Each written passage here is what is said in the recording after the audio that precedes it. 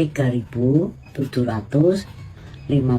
dibagi 25. 3 bagi 25 enggak bisa, jadi ambil angka belakangnya 37 bagi 25 itu 1 kali 25 hasilnya 25.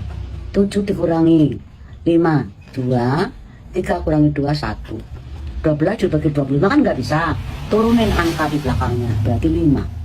Nah 3 angka 125 bagi 25 caranya gimana ya? 25 nih caranya menghitung mestinya susah.